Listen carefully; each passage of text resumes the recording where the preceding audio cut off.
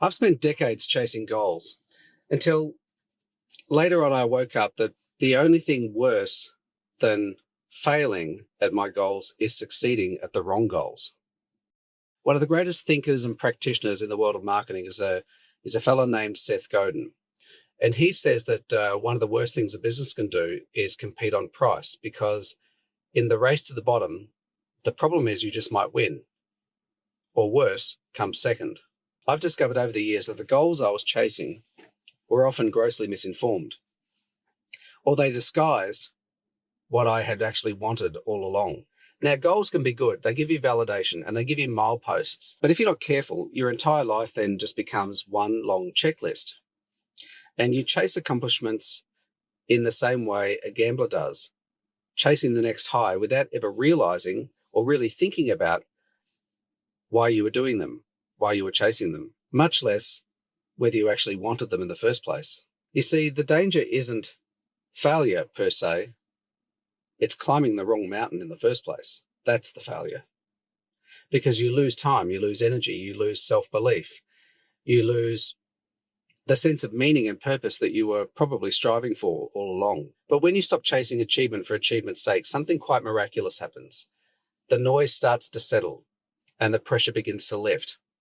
And you start focusing on things that energize you, not on things that impress other people or impress the version of yourself that you were told you ought to be. Achievement itself isn't bad, but if in the process of that you lose sight of your identity, well, then you also lose sight of what actually matters to you.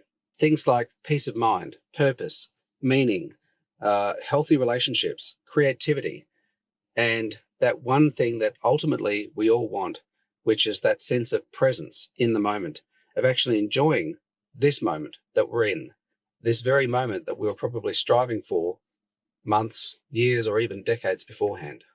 We never get a chance to actually bask in the glory of those achievements because we're always on to the next one and the next one and the next one. Now, of course, you're still allowed to be ambitious. There's nothing wrong with that, but your ambition should serve your life and not consume it, as it has done with me in the past over so many years, decades.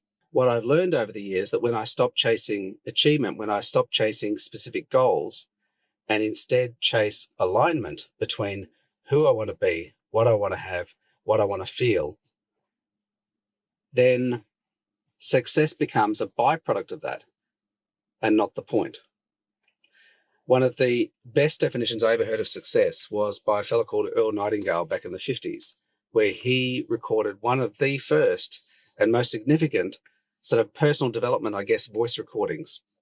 And many cite him as being sort of like the father of the whole personal development industry. But what he said was very profound. And I don't even think it was his saying. I think he was actually referencing somebody else. But the saying was that success is the progressive realization of a worthy ideal.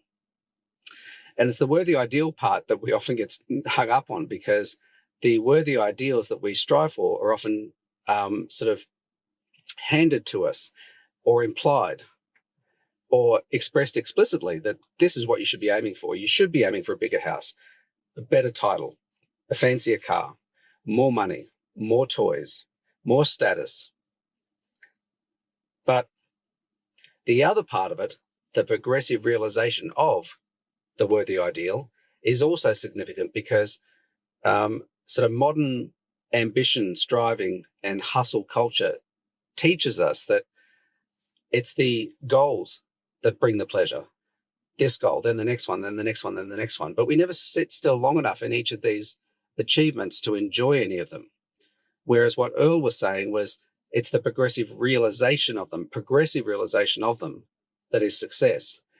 Meaning that when we are progressively moving towards our ideals, well, then we are successful every day and we can enjoy that success every day because we are moving forward. We're advancing towards what we have decided are our ideals, worthy ideals. So the question is, what are your ideals ultimately at the end of everything that you strive for? I find a good exercise is always to take things to their ultimate conclusion with a question, so that then I want to earn more money, so that then I can get a better house so that then we can have more room for a home office, so that then I can work on my side projects or whatever it happens to be. There's all different versions of this, all different iterations of this, but it's a very healthy thing to always ask the question, so that.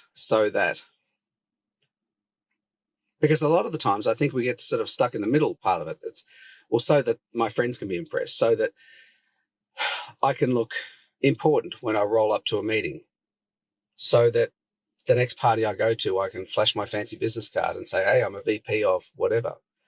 Or so that people can say, that dude, he's rich. Look at that guy in that cool car. Whatever it happens to be, you get the idea. But asking so that is a really good way of figuring out what is the ultimate outcome you seek. And as I've said many times, people in our age group are no longer energized by accumulating more stuff, more wealth, more status, more things, more money, more power. That's not what we're after anymore. We want purpose, meaning, something worthwhile to engage with, something that plays to our natural strengths and our passions and our interests, something which preferably has a positive impact on others in some fashion, whether it's immediate family or it's the wider community. These are the kinds of things that we want. And that's the struggle for a lot of us, is finding that combination of something that we can engage with, that we love, that we could do all day long, that has some sort of alignment with who we are or who we want to be, what our natural skills and talents are, where our interests lie, and if possible, something that can either sustain us mentally for a long period of time and or possibly financially as well. And this is the great mystery that many of us need to unravel when we get to this stage of life, is what will that thing or those things be? So I guess the question is, what are your ideals? And are they truly worthy of your attention, your energy, and your commitment?